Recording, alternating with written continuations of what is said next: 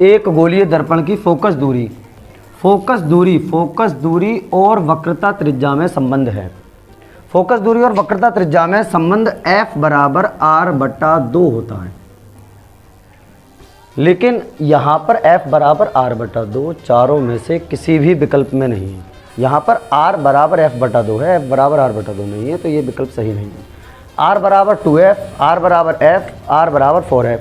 अब अधिकतर स्टूडेंट्स इसकी मैच करने बैठ जाते हैं, ये मैच नहीं होता, इसलिए इसकी क्रॉस मल्टीप्लाई हो जाएगी, ये यहाँ पर आ जाएगा 2, तो r बराबर हो जाएगा 2f, यानी विकल्प बी वाला बिल्कुल सही आंसर हो जाएगा। अगला क्वेश्चन, दूसरे क्वेश्चन की ओर चलते हैं। एक उत्तल दर्पण की फोकस दूरी शब्द दिखते ही f का मान होता है f बराबर 10 सेमी। यदि उत्तल दर्पण है तब प्लस का, अवतल दर्पण है तब माइनस का, तब उसकी वक्रता त्रिज्या होगी। वक्रता त्रिज्या शब्द दिखते ही फौरन r का मान और जिसका मान ज्ञात करना हो उसके आगे क्वेश्चन मार्क लगा देते हैं। अब सूत्र लगा देंगे, कौन सा वाला, f बराबर r/2, जो इन दोनों में संबंध होता है। जगह पर मान रख दिया था, सूत्र लिखने के बाद जगह पर मान रख देते हैं बस। f की जगह पर f का मान 10 बराबर r, ऐसे ही क्योंकि r का मान हमें ज्ञात करना है, जिसका मान ज्ञात करना हो उसे ऐसे ही लिख देते हैं, बट्टे का निशान और 2। इसके नीचे एक मान के 10 के नीचे क्रॉस मल्टीप्लाई हो जाएगी, r एकम r बराबर 10 दूनी 20 सेमी, यानी हमारी जो वक्रता त्रिज्या निकल के आ जाएगी वो 20 सेमी, यानी ऑप्शन नंबर बी सही हो जाएगा। तीसरे क्वेश्चन की ओर हम चलते हैं विकल्प के। एक गोलीय दर्पण की वक्रता त्रिज्या 20 सेमी है। गोलीय दर्पण की वक्रता त्रिज्या, मैंने आपको अभी बताया था, वक्रता त्रिज्या शब्द दिखते ही, जैसे ही वक्रता त्रिज्या शब्द दिख जाए फौरन r का मान होता है r बराबर 20 सेमी। इसकी फोकस दूरी होगी, फोकस दूरी f को कहा जाता है। f का मान हमें बताना है कितना होगा, तो इसका सूत्र होता है, इन दोनों में संबंध होता है f बराबर r/2। अब सिर्फ जगह पर मान रख दिया जाता है और कुछ भी नहीं करा जाता, बड़े आसान न्यूमेरिकल होते हैं। पहले सवाल पढ़ो, पढ़ने के बाद ये देखो किस चीज़ का मान दिया हुआ है। एक गोलीय दर्पण की वक्रता त्रिज्या शब्द दिखते ही r का मान फौरन रख दो, तब इसकी फोकस दूरी होगी। फोकस दूरी दिखते ही f, और जिसका मान ज्ञात करना हो, फोकस दूरी पूछी गई है, उसके आगे क्वेश्चन मार्क का निशान लगा देते हैं। फिर जैसे हम सवाल पढ़ लेते हैं, मान रख देते हैं तुरंत, उसके तुरंत बाद हम देखते हैं सूत्र कौन सा इसमें इस्तेमाल होगा, तो f बराबर r/2। f बराबर जगह पर मान रख देंगे। अब f का मान हमें ज्ञात करना है, जिसका मान ज्ञात करना हो उसे ऐसे लिख देते हैं, f बराबर r की जगह पर r का मान 20, ये निशान बटे का निशान ऐसे, नीचे 2 ऐसी का ऐसे लिख देंगे, 2 से 20 को काट दिया जाएगा, 2 दाएं 20, तो f बराबर आ जाएगा इस हिसाब से हमारा 10 सेमी। अगला क्वेश्चन, चौथा क्वेश्चन, बहुत ही बढ़िया क्वेश्चन, इसमें से एक क्वेश्चन जरूर बनेगा, इसका पूरा कॉन्सेप्ट हम लोग देखेंगे। पहले ये क्वेश्चन समझ लेते हैं। किसी अवतल दर्पण द्वारा आभासी प्रतिबिंब बनता है, वस्तु की स्थिति होगी। मीन्स अगर अवतल दर्पण आभासी प्रतिबिंब बनाता है तब वस्तु कहाँ रखी जाएगी। पहला विकल्प है ध्रुव व फोकस के बीच, दूसरा फोकस तथा वक्रता केंद्र के बीच, तीसरा वक्रता केंद्र पर, चौथा वक्रता केंद्र से पीछे। इन चारों में कौन सा विकल्प सही होगा। एक अवतल दर्पण का आभासी प्रतिबिंब कहाँ बनता है। आभासी प्रतिबिंब सिर्फ एक कंडीशन में बनता है, वो बनता है ध्रुव व फोकस के बीच, जब वस्तु रखी हो तब बनता है आभासी प्रतिबिंब, ध्रुव व फोकस के बीच। अब इसका पूरा प्रोसेस देखते हैं, ये होता कैसे है।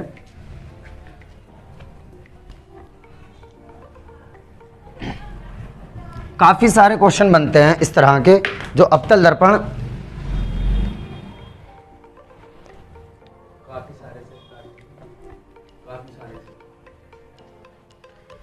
काफ़ी सारे क्वेश्चन बनते हैं इस तरह के, अवतल दर्पण द्वारा आभासी प्रतिबिंब बनता है, ये तो आभासी प्रतिबिंब बता दिया।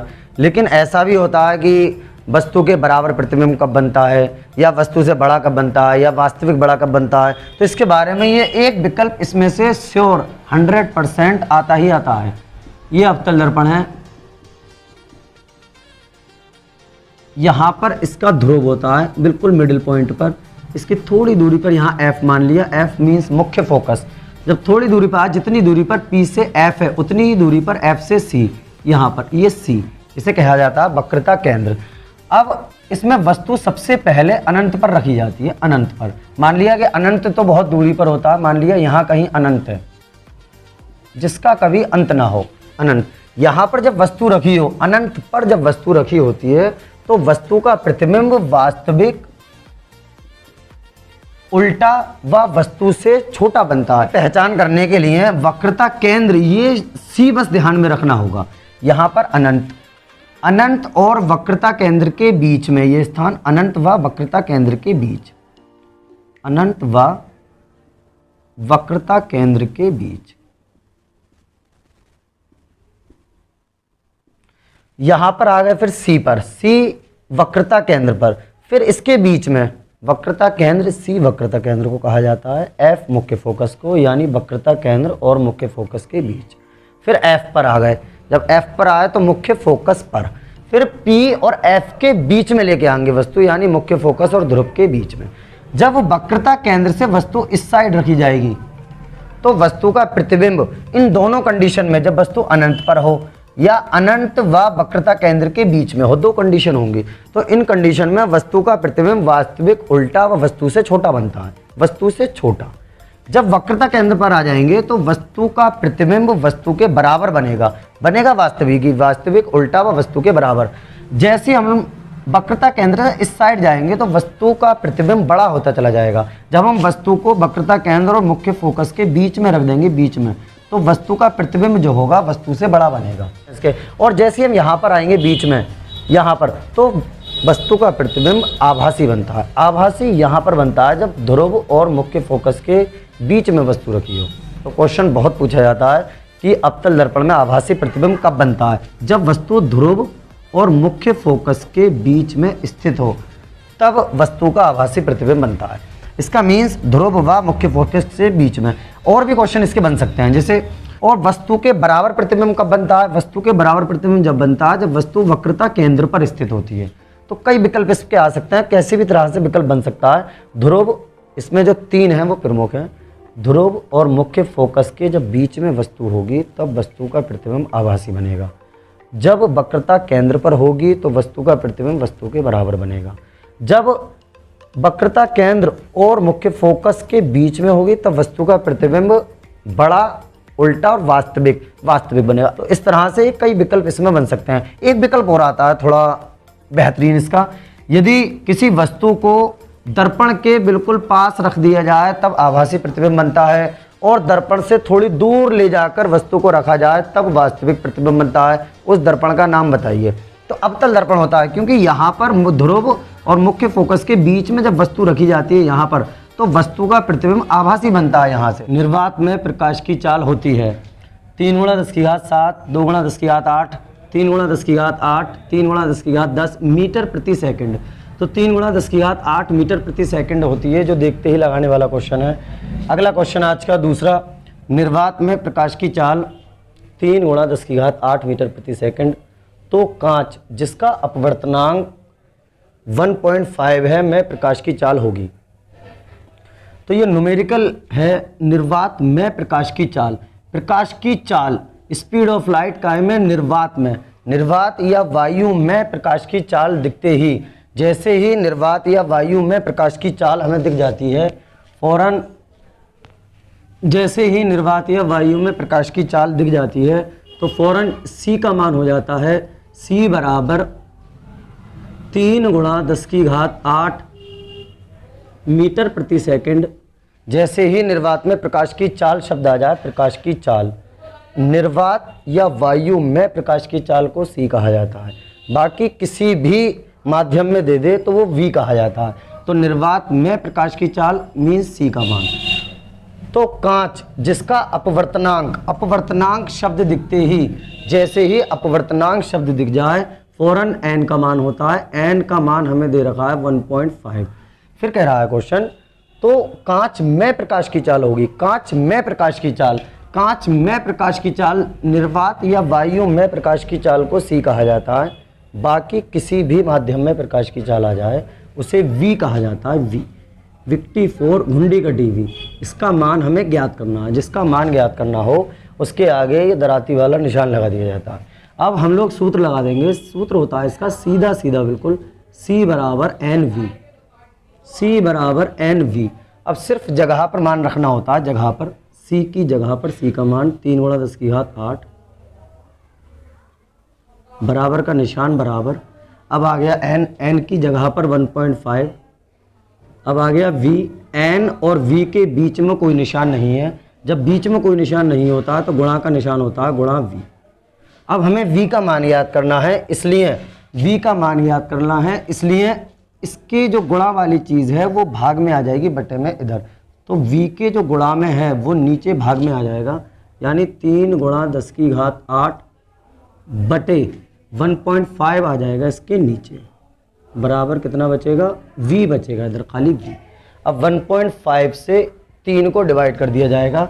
1.5 मीन्स 1.5 का पहाड़ा जब पढ़ेंगे 1.5 दूनी 3, 2 बार जाएगा, तो v इस साइड लिख दिया जाएगा, बराबर 2 गुणा 10 की घात 8 मीटर प्रति सेकंड।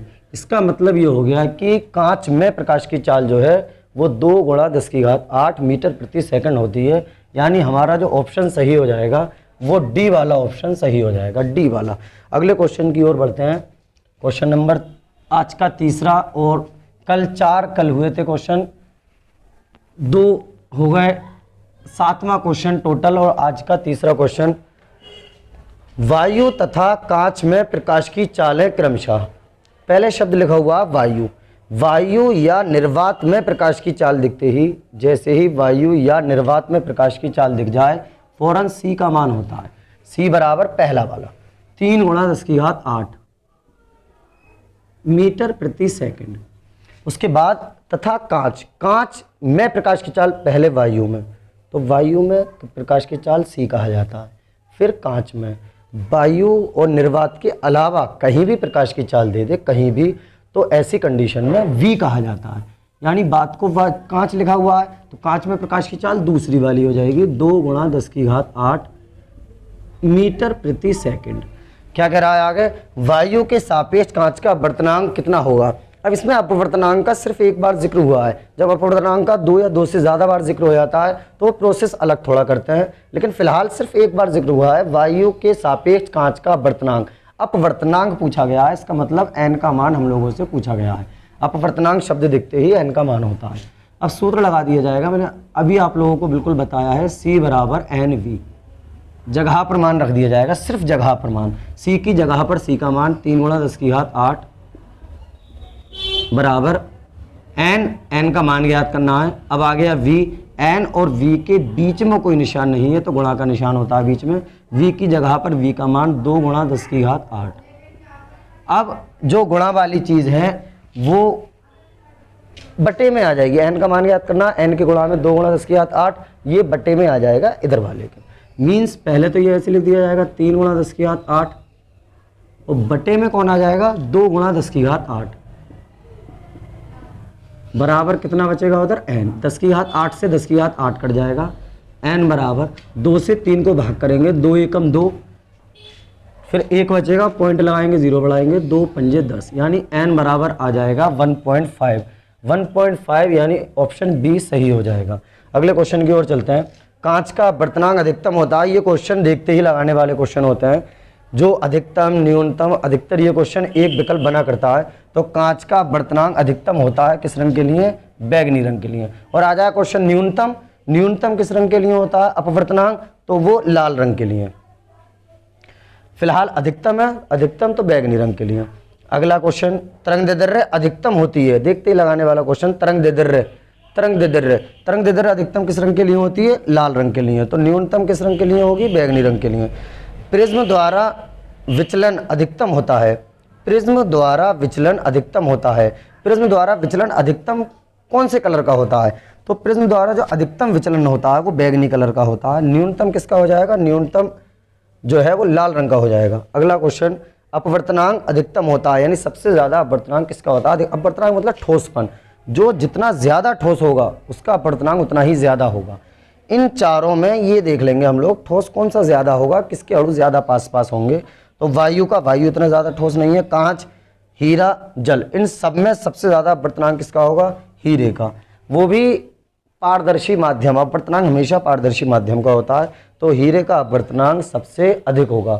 तो हीरे का अपवर्तनांक सबसे अधिक होगा। अब ये जो क्वेश्चन होते हैं अधिकतम न्यूनतम वाले, तरंगदैर्ध्य अधिकतम, कांच का अपवर्तनांक अधिकतम या न्यूनतम, इस तरह की क्वेश्चन में जो है वो एक ट्रिक होती है हल्की सी, विबगयोर, ये एक शब्द होता है विबगयोर पूरा।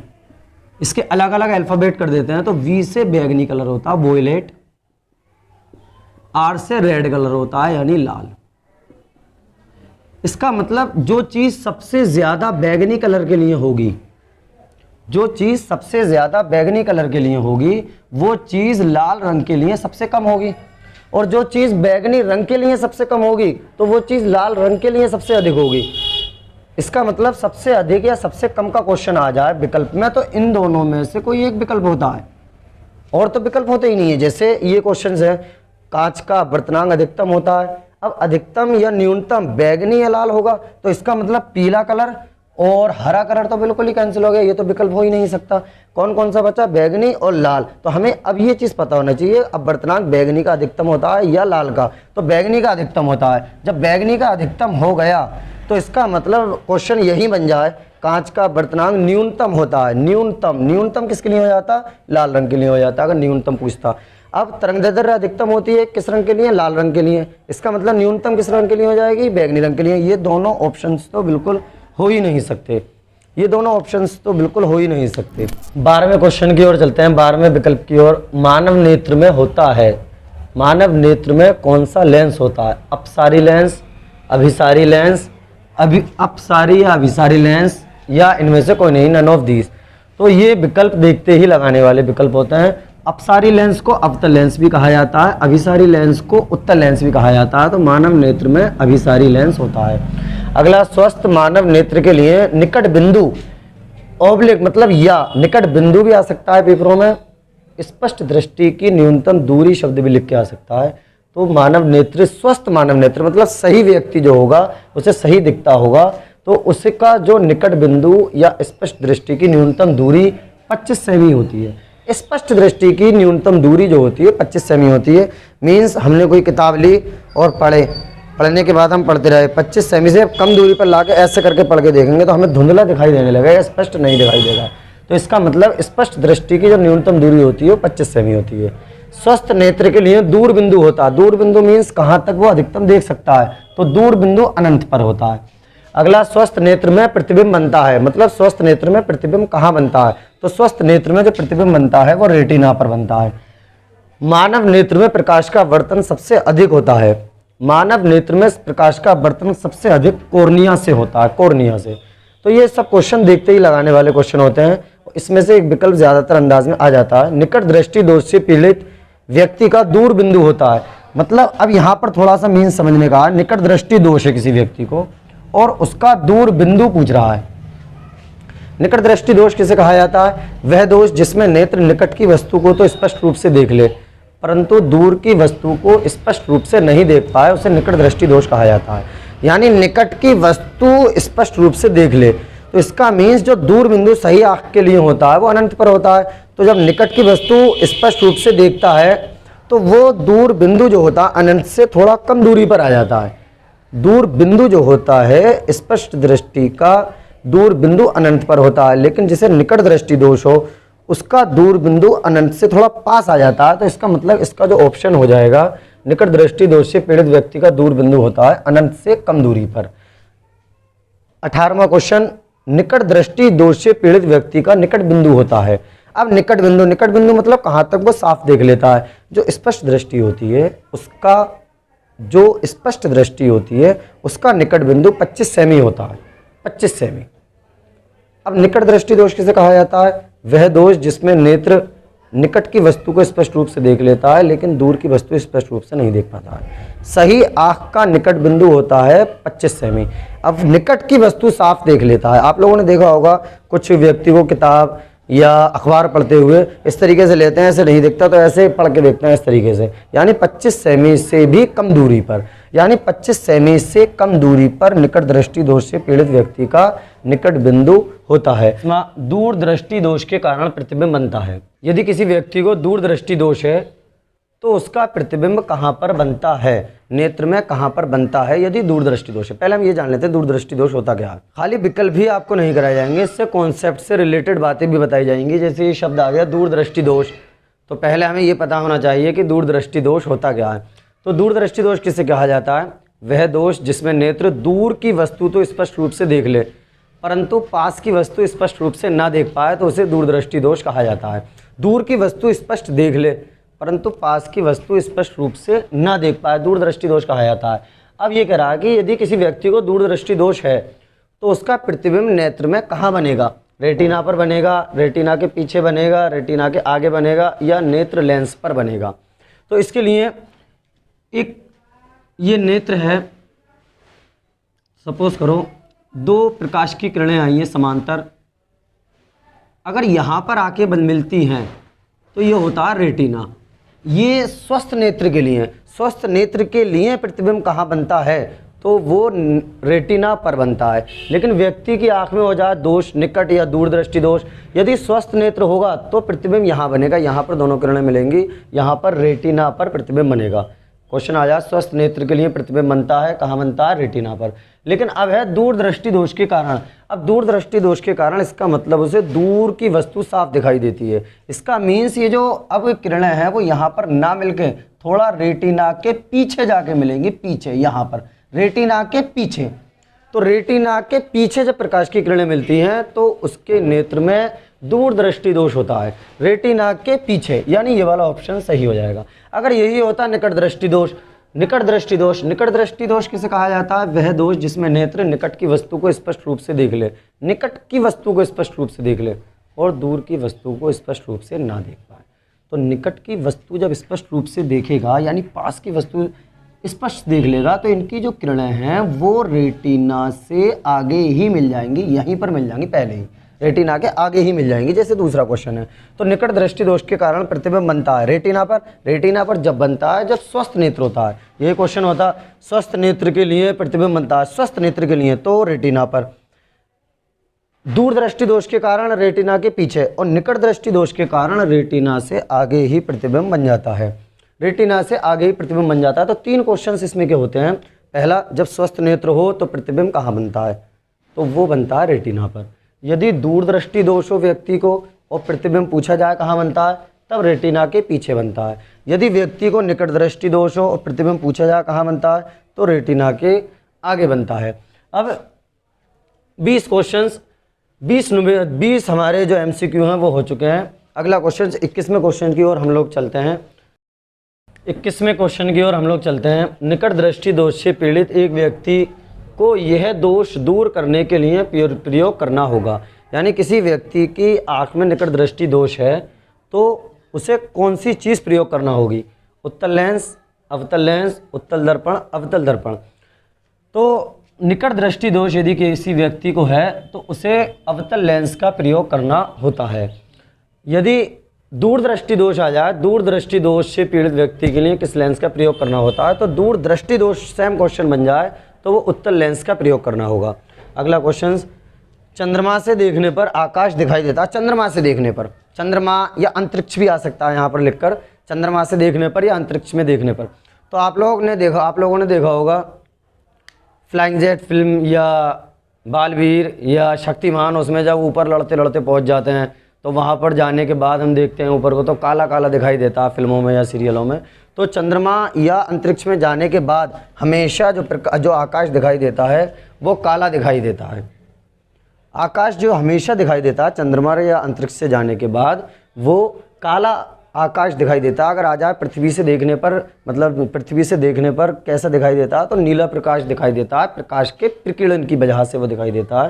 प्रकाश के प्रकीर्णन की वजह से वो दिखाई देता है आकाश का रंग नीला पृथ्वी से देखने पर। और काला जो दिखाई देता है वो अंतरिक्ष